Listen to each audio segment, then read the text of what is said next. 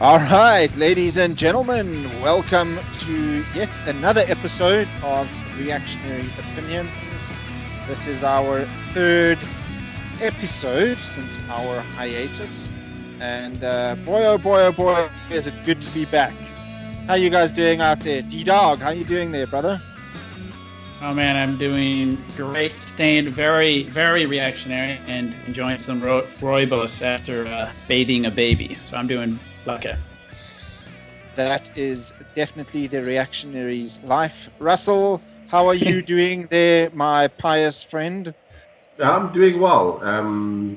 Busy, busy as usual. So I'm surprised one of the few people that have actually got a fair amount of work still to do, even with this lockdown and everything. So I'm quite grateful for that. But yeah, looking forward to the show tonight, man. And the lifting's going well, and it's just another week until we can get some hands on some liquor and some hard stuff. That's it. Russell is, but when Russell says he has a lot of work to do, it means he's counting his gold, his hoard of gold, because he's so reactionary. He doesn't have any money, any fiat currency. It's all just gold, like a chest of gold. Yeah. If it doesn't shine, it ain't mine. That's what Russell says. Not quite. Hey, listen, I mean, the thing is, I need to get as soon as this lockdown ends and I can move around a little and everything sort of eases up, I can organize. Still got to finish organizing and buying and licensing my firearms. So that's a bit of that's another story, yeah. Attaboy. It's not like in the United States where you can literally walk into a supermarket and buy a AR-15 and a broadsword at the same time. Freedoms, I guess. Priorities. Anyway, let's jump right into the subject of the discussion this evening. We're going to be talking about the IRRs, well, more specifically, gosh, I've just gone and had a brain fart over here. What's his name? Frans Cronje. Frans Cronje, there we go. Frans Cronje's the rise and fall of South Africa. Now, first of all, before I get into that, I just want to briefly mention a little bit of stuff about the IRR and who they are. Some of you might not know who the IRR is. So the IRR is an advocacy organization that fights for your right to make decisions about your life, family, and business free from unnecessary government, political, and bureaucratic interference. It was established in 1929 and has remained true to its founding principles for these almost 90 years. Look, in my opinion, the IRR are a great organization that does great work. Look, in this discussion, we don't want to sort of demonize anyone or mock anyone or make fun of anyone. This is just sort of an analysis and, as our name suggests, an opinion on the points we agree on and the points that we might not so much agree on. We want to examine the argument's merits and for its merits, and then find out if there are any points that are perhaps not so great. I myself am a donating member of the IRR, and so should you all be. They do some really good research work and are definitely deserved of praise. Basically, the argument for the rise or fall, of South Africa is an argument for the political future of our country, of South Africa, and of course the African National Congress. The crux of it is that the IRR and Frans Cronje specifically believes that the ANC will lose the election in 2024. To some people, that might sound like an absolutely outrageous statement to make, but there is a lot of logic and reason behind it.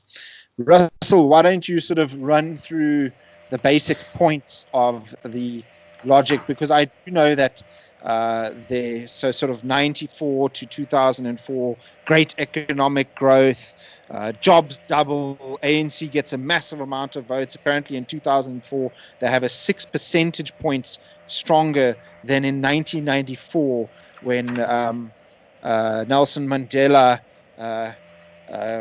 was the president of the African National Congress at the time. So how how did this, come about to be? That's the argument. So if you can just give us a basic idea there, Russell. Well, from what I watched Franz Cronje's interviews, and essentially what he's saying is they've gone into the data and they are looking at how South Africans are actually voting. And up until 2004, the ANC was handed its greatest mandate in 2004. Those were in pretty good years, and then it started to wane from 2009 onwards, and it's been in constant decline ever since. Now, the data does support that, definitely, but the problem is it appears that the South African voter who voted maybe in 2004 for the ANC is now not, most of those, or a large proportion of those who don't want to vote for the ANC are not voting at all. So if you look at the amount of registered voters, the non-voters on the road voters roll is the second biggest political party after the ANC. If you have to take all the votes. So that's quite telling. But there's a couple of other items that they mention here. They're saying that this COVID-19 crisis will likely trigger a major political realignment in South Africa, heralding the defeat of the ruling African National Congress. And essentially, according to this, it said here that one of the key aspects here that I pulled out, he said, short of destroying democratic institutions and rule of law and inflaming racial nationalist sentiment and hysteria, there is little prospect now that the ANC can stave off electoral defeat. Its defeat in an event that we have long advised clients to factor into their assessments of South Africa's trajectory through the 2020s and into the 2030s. Okay. Now, why do they say that they're looking at the past and they're saying the ANC's voting base is in decline? All right. Now they're looking to the future, and what they say is that there are a number of trends where the ANC is on the wrong side of. Okay. The one is that ANC does better among less educated people. So even though our education system is notwithstanding a very, very poor, the access to information and self-learning and that sort of thing that we have in the modern age counters that a little bit, I think. The second is that the ANC, have a look here,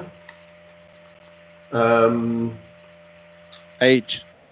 Yeah, the one thing is that usually that is the other one, is that it's young population, all right?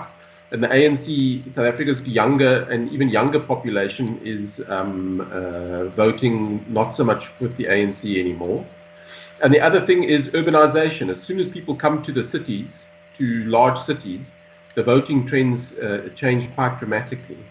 So those three things are, and those are real things going forward demographically. Those are, I would agree with the IRR on that those things going forward are definitely against the ANC, and I don't think nothing they can do really to stop that.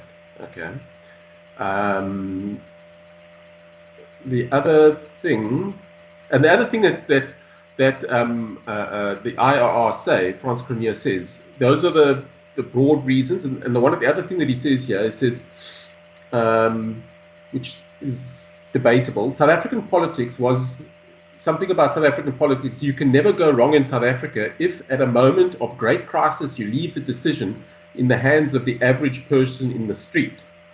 Where people have been allowed to do so over the past 30 years, it is clear the common man and woman is a pragmatic, sensible, centrist, and calm person, and records suggest that the majority of South Africans want the same things. If South Africa's people can make the decisions, the country is in the best hands it could be in. So he's basically saying that the demographics are against the ANC. Those key data points in the demographics are against the ANC. Already the ANC voting base numbers are falling. And to close that out, he's saying that you can vote them out of power because South Africans always do the right thing at the ballot box. Now we can discuss that a bit further. What do you guys think? Dylan, you want to take a go there? Yeah, I guess. So leaving the doing the right thing at the ballot box aside, I guess my take, because I've heard Franz Grenier speak about this a number of times, and I don't necessarily disagree with him. I think it makes sense. I think the numbers do sort of, indicate that yes, that the demographics is against the ANC, that when you did see significant economic growth, improving conditions, that the people recognize that and then they back the ruling party. That's all correct. And I think they've made a convincing case for why that is indeed true. But I'm just not exactly sure, where things go from here. And I think, if Franz Grenier would probably say that, that yes, we're not going to. What we can say is we do believe that the ANC is going to lose, but what that actually means is, much more blurry, much less clear. And I think that's sort of the situation we find ourselves in. So, yes, I do believe that he's probably right, that the ANC will, in fact, lose in 2024. But that might actually be even worse, depending on what happens. So if they go into coalition with the EFF, or if they actually just graft them into the party and make ANC 2.0 now, but with Julius Malema as deputy president or something, it could be really, really bad. But then again, it might not be. So if the ANC does a big chunk of the party try to do a thing with, or even a majority of the party try and do a thing with the EFF, but at the same time you have a sizable minority, maybe 30% of the party, break away and then form a coalition with the DA, it might not be so bad. But sort of the problem is that at this point it's purely speculative as to what is going to happen at that point. To me, it's kind of a Pandora's box. It does seem like it is going to happen. I believe that they probably will lose in 2024. But what that means afterwards, I don't know. Yeah, I think the IR has a lot of confidence in the South African voter. But I mean, look, it is backed by polls and studies and all that sort of stuff, because that's basically what they do. They come up with these studies and all of that, and that's what they do. They study these figures. So they've got all the figures and everything to back it up. However, the whole pragmatism argument, I don't really buy. Okay, it's not necessarily foolproof. Okay, to being pragmatic and all of that. This is evident all over the world. I mean, in media manipulation and propaganda and all that things. So you might think you're being pragmatic, but you may end up making still end up making poor decisions based on poor evidence. So yeah. No, that's certainly true. And I guess the other thing I'll add to it is that the key point that they're making in the argument was that support for the ANC coincides with improving economic conditions. What it doesn't mean is that if they lose support, that they support somebody else. Because as Russell said, they just don't support anybody. So that's the problem. They don't go to step 2 where you vote for the other guy. They just don't vote at all. So they lose the support, but it might not necessarily matter to a certain extent, right? So in this specific or this most recent election, the ANC, they got 58% of the vote, and they had millions and millions of people who could vote who just didn't. Now, you could say, well, they have the mandate, right? Because they're the biggest party. Yeah, but ultimately what you have in South Africa right now is a minority of voters, not even half of total eligible voters, who are sort of essentially be the people who didn't vote. They might as well not even be counted at all. Vote, and I'll admit, there wasn't a tantalizing alternatives And the other thing to keep in mind as well is the what they were talking about with the low information voters, right? So if you do live in like rural Mpumalanga and you don't have internet and you're a working subsistence agriculture basically, you might not be up to date on the latest policy shenanigans and whatnot. I wouldn't expect them to be highly informed. Yeah, so I think a lot of people like that check out. How pragmatic can you actually be if you live in the sticks and you have zero evidence and stuff? But I want to ask you guys a real solid question over here, okay? And this is actually the real question that we should be asking. Should the ANC lose in 2024? So now it's 4 years later. The ANC has now lost the election. What comes next? What replaces it? Every other movement that has ever taken over from hard leftist has been hard right. So, for example, an example of that would be Bolsonaro, or in Brazil, or Viktor Orban, etc., etc. So, where's our guy? Where's our hard right guy? Where's our right guy? I honestly don't think there's actually the framework in South Africa yet for a sort of a hard right populist movement and stuff in SA. If you look around the world, these hard right populist movements have done pretty well for themselves and have been the only one that have sort of managed to take over or take power over and stuff. So I think, but because I honestly think that the ANC has done a fairly good job at destroying traditions, marriage, religion, fraternity, education, and mostly the reliance of families on the state. I think they have, I think it's about 12.4 million people at the moment are on welfare in South Africa. Last elections, the ANC only got 10 million votes. So now, look, I'm not saying that all those 12 million people vote for the ANC, but that's definitely something to consider. The question is really if the ANC can really keep that welfare state running and all that sort of thing. But I'm pretty sure that there's no hard right guy. Where's the hard right guy?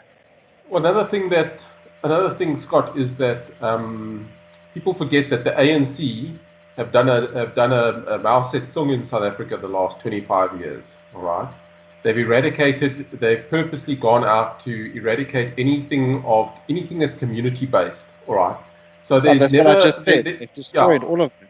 Yeah. So, but basically, you really drill down. Soft cultural revolution. Yeah. It's like we've had our own little great leap forward here. So there's not that strong underbelly to fight back. If you think of it, the last 25 years, there's been no preservation or encouragement for language groups in South Africa, even though we've got 11 official languages. It's very, very underplayed by the ANC, and they are really pushing to make English the de facto language. So and what's happening is when you do that, you weaken the resolve of people, all right, to actually fight back.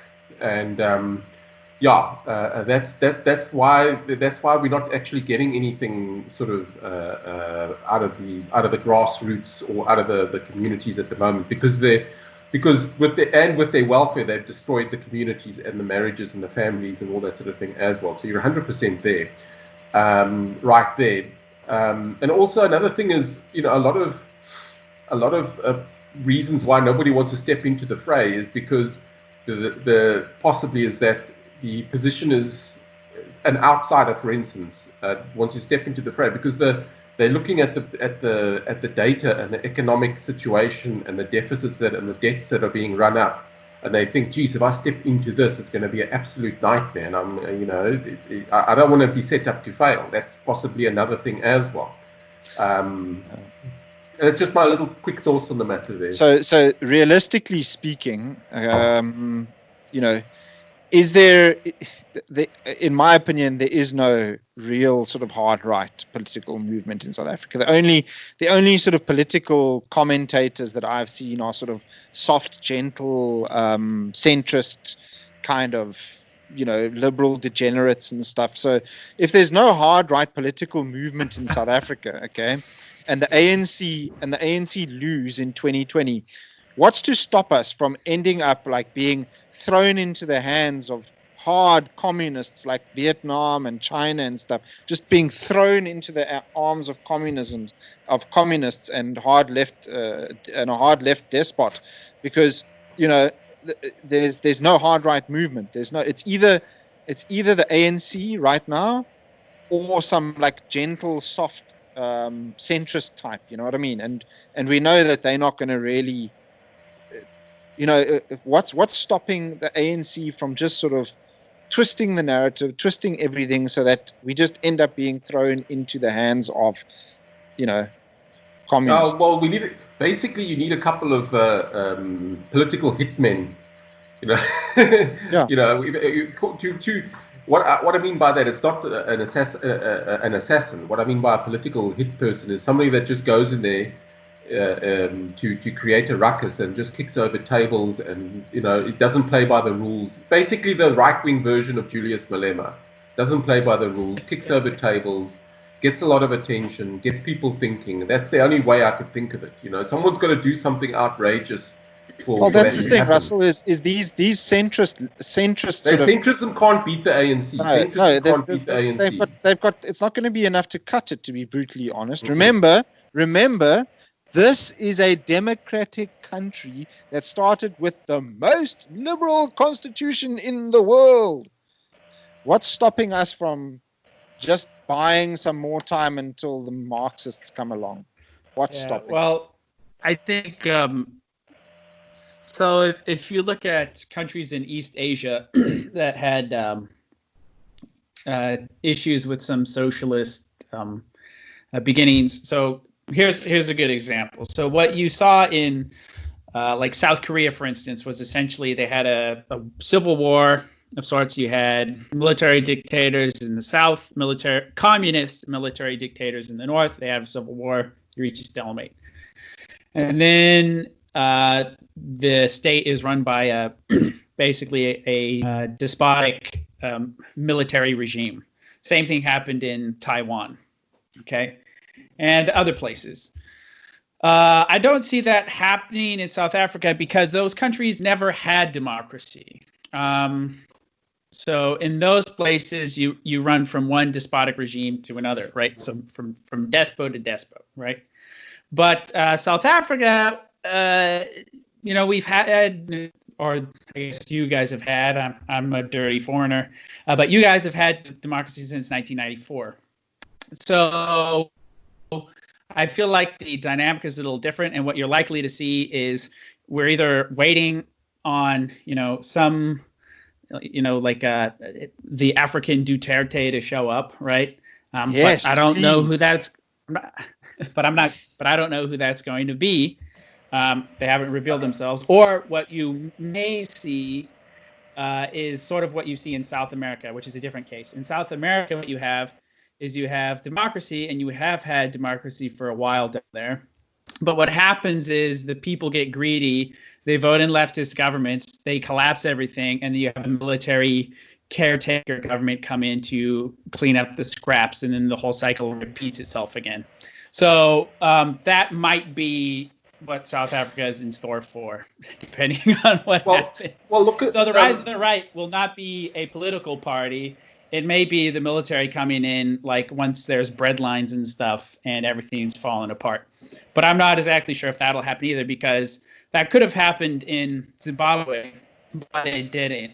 I guess the only thing that I would say makes South Africa different from Zimbabwe is that we have a higher height to fall. They might not want to fall that far, if you get what I'm saying. So they might come in and be like, all right, get out of here. And then, of course, the media will say this is terrible and democracy's failed and we need to restore everything. Well, interestingly enough, to that point, and then one of the points that Frans Cronje made in his presentation as well was that the currently, with regards to the COVID fear and stuff, most people statistically in South Africa are more afraid of the more afraid of the poverty that's coming from it than they are of the actual virus. So I think your point where you said there's more on the top that are too afraid to fall to the bottom, I think that's a correct analysis. I think that's a accurate analysis. I know that, these are like I said, we just we're just looking at things as objectively as we can. But people criticize Paul Kagame of Rwanda heavily, but in Rwanda, if you look at the stats of what the basics of a good country are, living in terms of living standards and access for improving people's lives, life in Rwanda is getting better by the year. Yeah, I read an article that they've got freaking robots in hospitals and stuff there. Mm-hmm. Yeah, no. Look, Paul Kagame, he basically. The thing is, they've got this like constitution which they change all the time to give him longer terms. Okay, the president's only allowed to serve 5. Okay, now it's 10. Okay, now it's 15. Okay, now it's 20. They should just call him King Kagame. It's got a good ring to it. Apparently, look, in terms of your Kigali is being turned into quite a modern city. It appears that life is improving for that small African country. But it looks like on the African continent, the smaller countries have got the better chance. Your 5 million and under populations, have got a better chance. Your Rwandas and your Botswanas, etc. That brings me to the point that you wanted to mention that was not mentioned anywhere whatsoever in France Cornier's presentation. Maybe it's because, I guess, South Africa's a real country, No, look. The thing Scott is talking about is increased balkanization. Not one single mention anywhere in any sort of discussion that I heard from France, not in any sort of statement or anything. It's not even on the table. And that should actually be the first thing that should be on the table, If you cannot solve things politically, solve them geographically. Well, I guess the only thing I have to say to that is might be sort of like the example I said where we're up here right now and things, they're not great, but they're good enough that they don't want to upset the apple cart, right? So I think that the only time you will see a serious move to have the Cape, for instance, break away is if we do have a sort of, Venezuela scenario or things inching towards that way. So if you have significantly more social unrest, if you have significantly more unemployment, if you have increased inflation and whatnot, then I think that could kick off, but I really don't see there being the political will to do that. People think it's a nice idea right now, but people aren't voting for secession. No one's putting forward referenda for that, so. Yeah, but if I look at the talk of a referendum 5-6 years ago, basically what I'm getting at is that the chattering classes, and it's starting to seep through more and more. It was nowhere 5 years ago, but it is starting to seep through the ground, through the undergrowth, seep through the soil from underneath. It is starting to get into people's headspace. But there's some weird ideas. One guy told me, oh no, it will never happen because the whole of South Africa has got to vote by 51% to let the Cape go. Bullshit. No, really, this is what a guy told me. He said, no, 51% of the whole of South Africa has got to vote in favor of it. And it's like, no, what's that?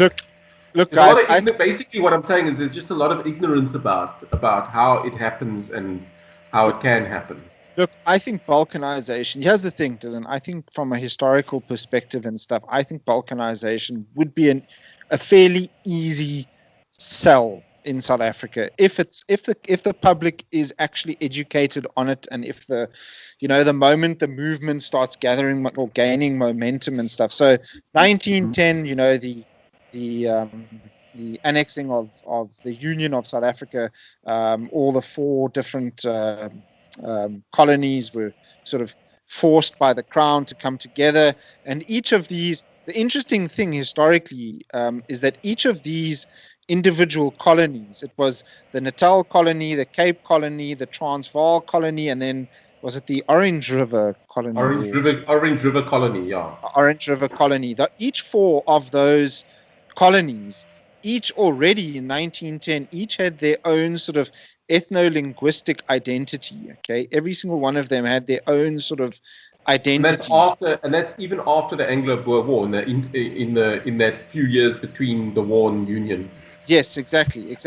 So they all had their own individual things. But now the interesting thing is that if you, Dylan, I don't think, have you ever been out of the Western Cape or to another province or anything like that?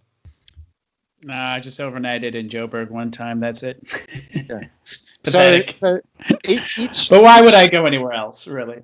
Yeah, I mean, Cape Town wins everything. We've got the mountain, guys.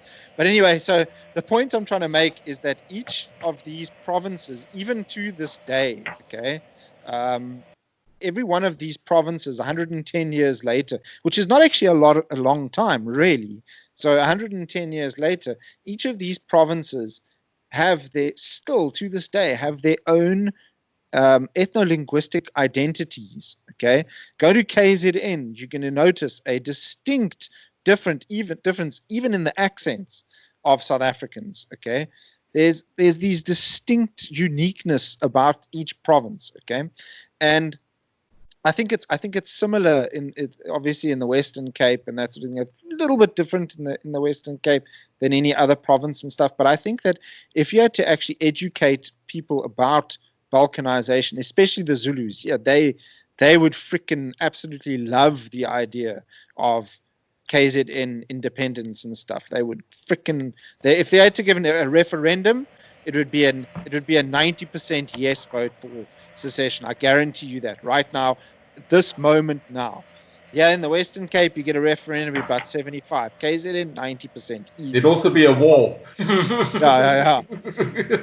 Well, the war would be fighting for who takes power and stuff. But anyway, I do think that balkanization, the move towards it, is gathering momentum and stuff. And I do think it's something that deserves to be discussed in more detail.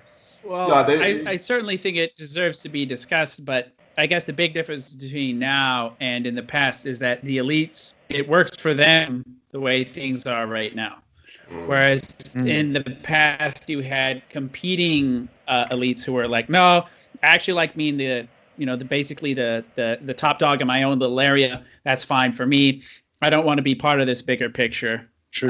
But now you don't even really have that. So all the elites are invested in South Africa as it currently is. So, and I think the only way that's going to change is if you have, again, things deteriorate to such a degree that the better off areas of the country will be like, we don't necessarily want their problems to become our problems anymore. And then they'll want to sever ties. But until that happens, I just don't think there's the political will, because, I mean, the NPC phenomenon is real. Okay. I mean, most people aren't, even if they entertain it a little bit, unfortunately, most people do what they're told. And if there isn't, even if, this, like in KwaZulu-Natal, where the soil is rich with ethnic interest and, a willingness to some degree to do their own thing, unless there's someone there to lead them, to tell them, yes, this is the way that we're going,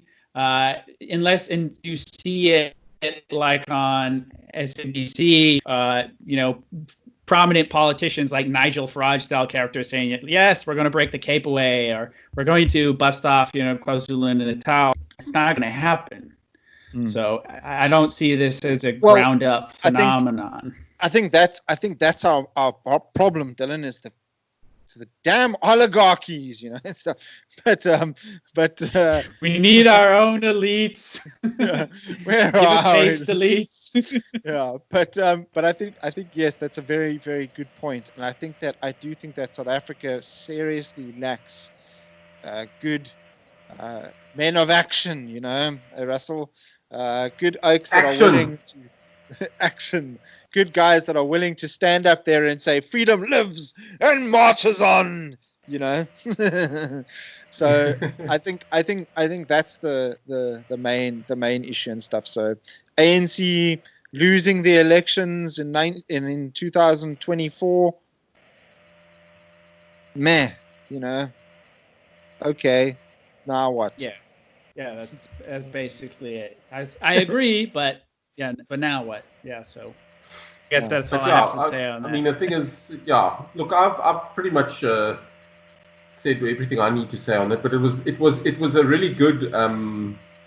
What's nice about these, when institutions like the Institute of Race Relations release things like that, is it creates talking points, which is great.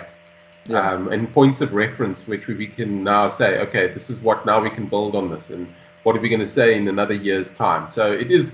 I'm very grateful. I'm also a member of the IRR, just to let you know, everyone knows. So yeah, that's why I like to support them, and why everybody should.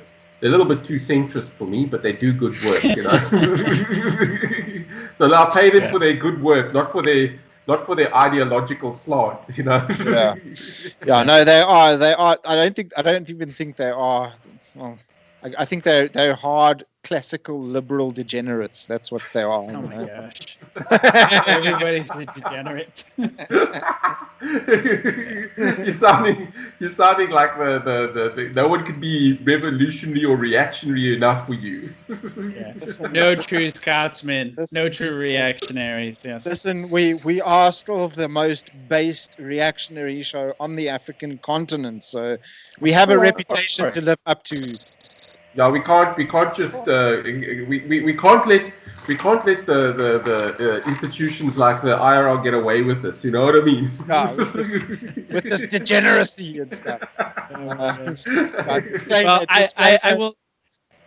I will say, as the third member of the show, who is also a supporting member of the IRR, I do support what they do, and this is just sort of friendly, jib-jabbing, elbowing a little bit. But I think the interesting thing and one of the things that I like about them compared to a lot of other organizations, they just say, this is what we think is going to happen, and these are various ways it can play out. We're not going to tell you, sort of what this means or whatever. So, I really do.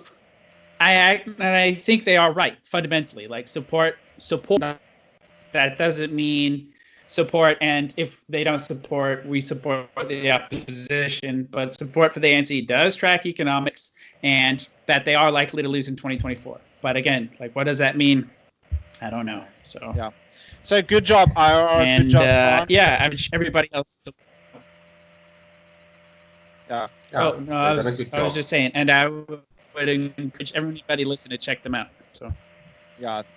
Good job, France. Good job, IRR. We appreciate you guys putting those good talking points out there. And Big Daddy Liberty, good Lord, he's got up to 10,000 subs on his YouTube channel. All bots. Stuff that all bots. Yeah, there must be bots. Just bots. Bought and paid for by the oligarchs at the IRR. Hey? Yeah. Russian bots. Russell, do you have anything to say in closing there? No. It was just good.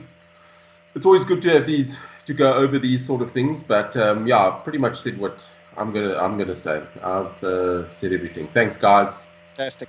Thanks for joining, guys. Stay reactionary out there. Remember to subscribe to the channel, guys. We need to get those subs up. So subscribe to the channel. Go check out our Facebook page, our Twitter page, all of that stuff. Thanks for watching. Stay reactionary out there, because God wills it.